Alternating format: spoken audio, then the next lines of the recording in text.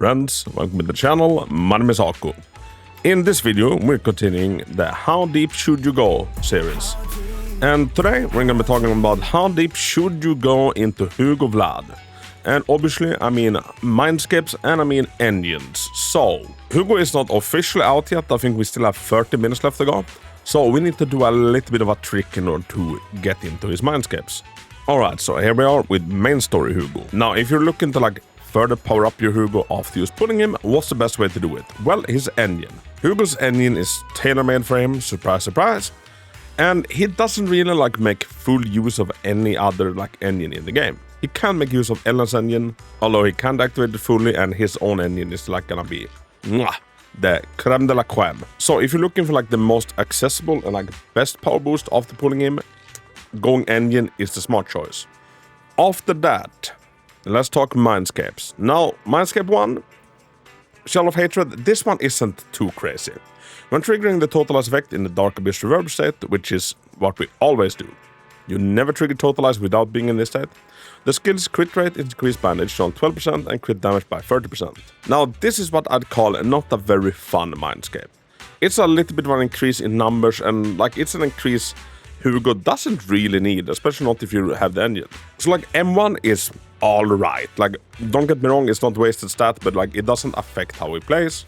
It's just a little bit of cranking of numbers. And with M1, we're looking at a total increase to Hugo's power of around 10 to 15%.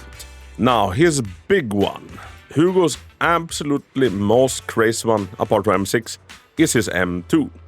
The Child Within. When Ultimate Blaspheme triggers Totalize, it will not end the enemy's stun state. Now, my guys, this is fucking insane. This means that you can, in a stun window, you can first ultimate, the enemy will be hit by a 6 million Totalize, and then you can also trigger it through an EX special attack. So in one stun window, you can do, in some content, 14 million damage in the span of 5 seconds. This is absolutely nutty. Also, additionally, when Totalize is triggered, the skill will ignore 50% of the enemy's defense. Now, this one is insane. This one is insane. I've done a full showcase of Hugo at M2 against the marionettes, and honestly, it is freaking wild. I went from getting 50k on my very, very best and optimal run to killing them with around 10 seconds remaining. So against the marionettes, for example, this one added on 15k score. And now the value of this one will, differ, since basically you get the same amount of value in one stun window as you would in 2 stun windows if you have your ult up. And in Deadly Assault, for example, you get around 3 ultimates per fight. So this is 3 more Totalizes. And seeing as they do around, 5 million damage-ish, it makes sense that it adds in around 15k points. So this is Hugo's best one.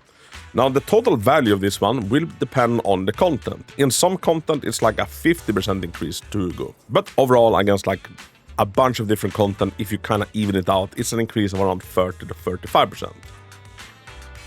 It's a very, very good and a very, very crazy one. And if I was a Hugo man looking to power up Hugo, past just Hugo, I would go engine and then M2. I wouldn't even be diving into Mindscapes if I only could be getting M1. But M2 is the price at the end of the tunnel. Then we have number 4, Dramatic Fury.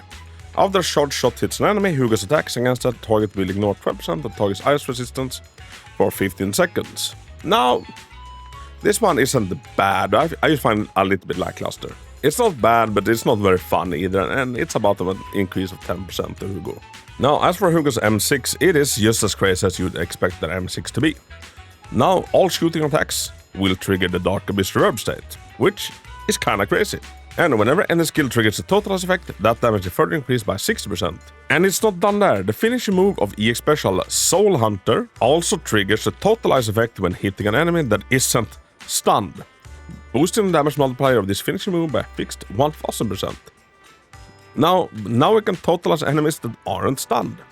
This one is, as far as M6s go, it's not a bad one at all.